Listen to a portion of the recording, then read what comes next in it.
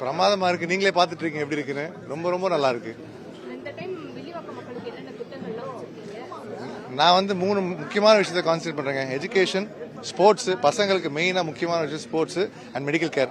இது 3 தான் மெயினா கான்சென்ட்ரேட் பண்ண போறேன்.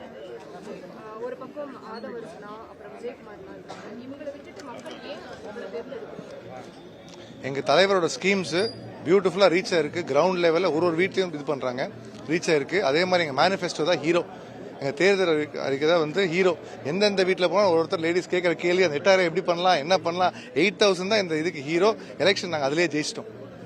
அதே மாதிரி விஜய் இந்த தொகுதிக்கு வந்து பிரச்சாரம் பண்றதா சொல்லிருக்காங்க, பெர்மிஷன் எல்லாம் கேட்டுட்டு இருக்காங்க.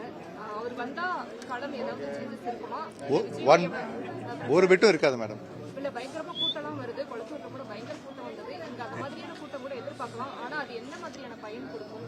அது அவங்களுக்கு தான் கேட்கணும், எங்களுக்கு தெரியல. நாங்க ரொம்ப கான்பிடென்ட்டா இருக்கோம் எங்க இது மேல, எங்க பார்ட்டி மேல, எங்க இதுல. மத்தவங்களோட பிளஸ் மைனஸ் பத்தி நான் பேச இங்க வரல. எங்களோட பிளஸ் எடுத்துட்டு போய் மக்கள்கிட்ட சேர்த்து நாங்க எப்படி ஜெயிக்க போறோம் நீங்க May 4th அன்னைக்கு பாப்பீங்க.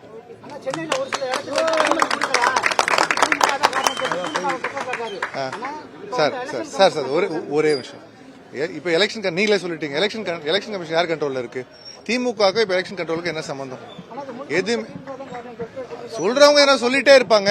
யோசிக்கிறவங்க கரெக்டா பார்த்து அது காரணம் என்னன்னு தெரிஞ்சுட்டு அதுக்கு வந்து மக்கள் யோசிக்கணும். அவ்வளவுதான். சும்மா எடுத்து திமுக தான் குற்றம் சொல்றது என்ன நியாயம் இருக்கு? எலெக்ஷன் கமிஷன் யார் கண்ட்ரோல் இருக்கு நீங்களே சொல்லிட்டீங்க. இப்போ அதான் உண்மை.